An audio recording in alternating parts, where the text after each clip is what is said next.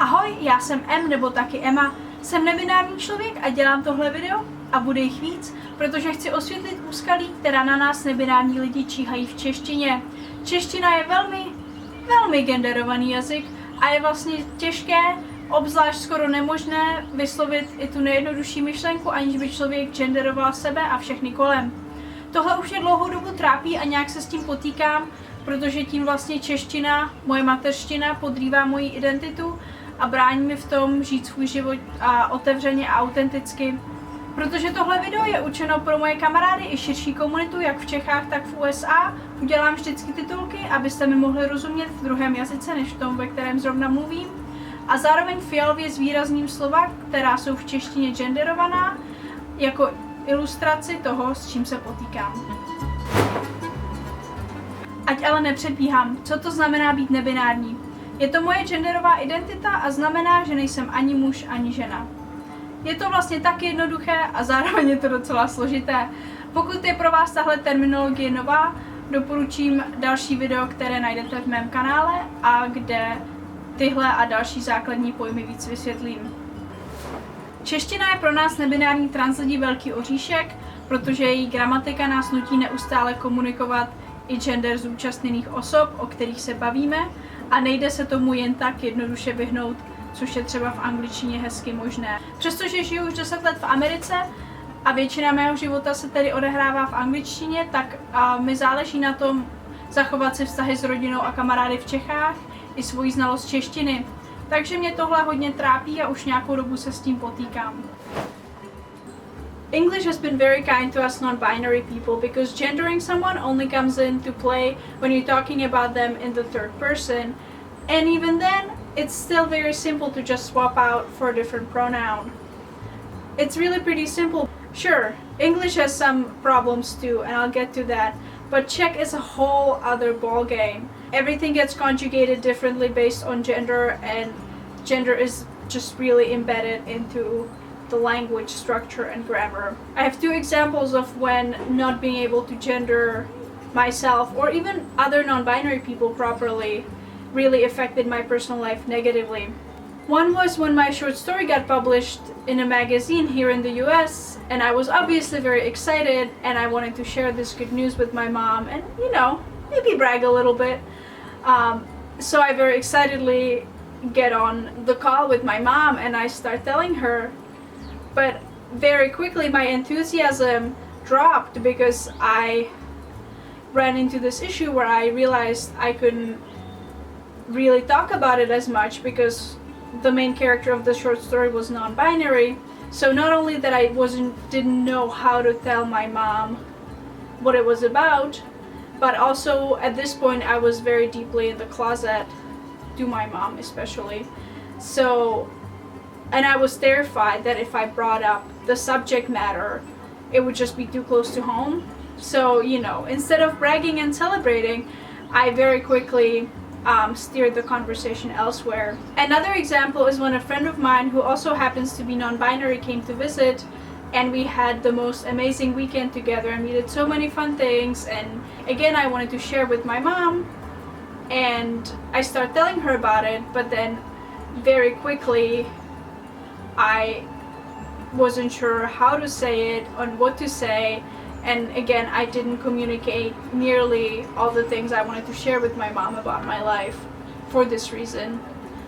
This was at a time where I was also not out to my mom, and I was so used to misgendering myself and just defaulting to you know, the way that my mom is used to gendering me and then the way I grew up being gendered. I was just defaulting to it because it didn't even occur to me that I could affirm myself in my own first language. But I really wanted to respect my friend's gender, so I wasn't able to say much of anything about this time that we had together. This was sort of an impulse for me to start thinking about this and examining this issue of gender in Czech more so that I could come up with a solution for myself as well.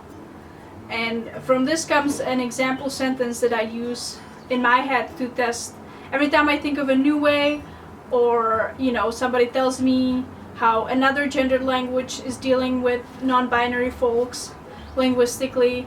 This is the example sentence that I first test the concept on. And the sentence is, I had lunch with a friend yesterday.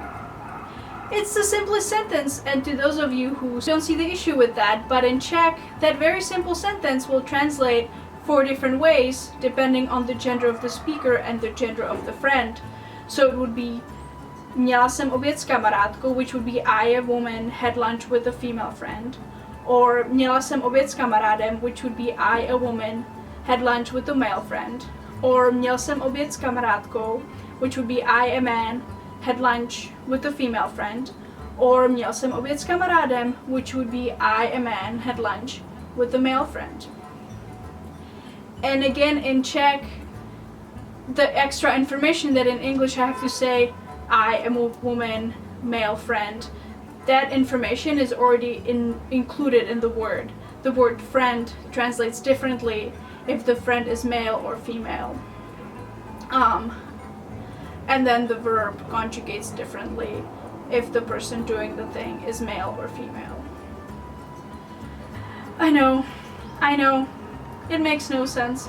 I mean, it's my first language. It actually makes all the sense to me. That's what I've grown up with. I understand it perfectly, but gender, oh my god, Czech, this, yeah, it's hard. So I'm making these videos to explain the issue and lay it all out and hopefully maybe find a solution. Although I'm not holding my breath for that, but I hope that at least it will help for me to be seen and understood in my frustration.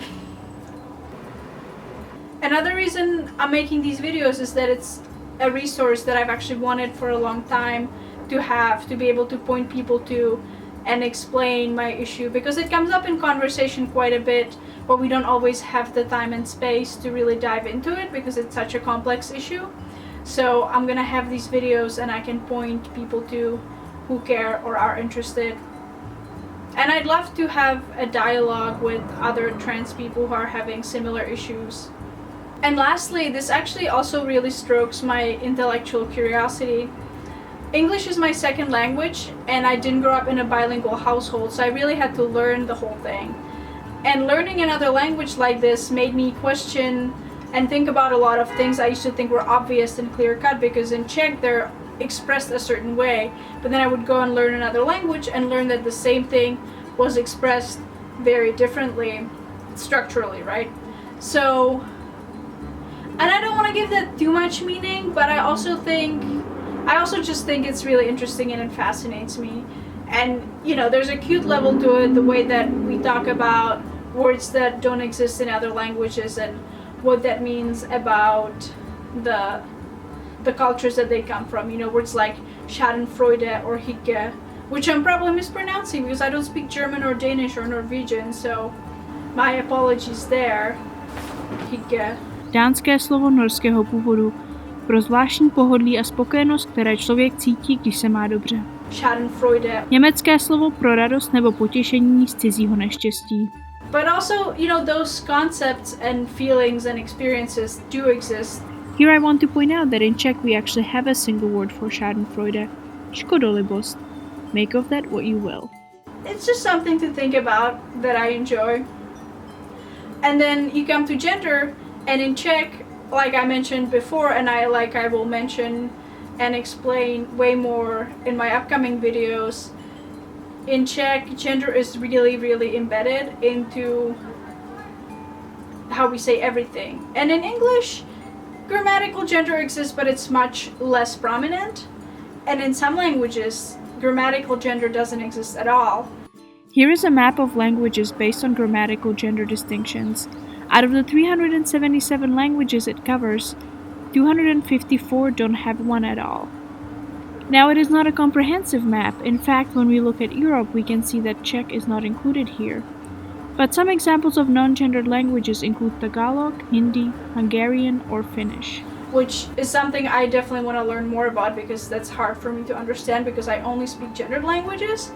you know, that's fascinating, but it's also not like in those cultures they don't have gender identities and gender roles, and like all of those things still very much exist. And today's t-shirt is rushed, sloppy, irritated, and alive. I love this one.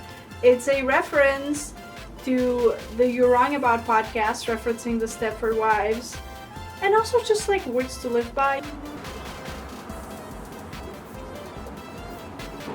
Hope you found this interesting, and please tune in for my next video for more struggles with gender in language.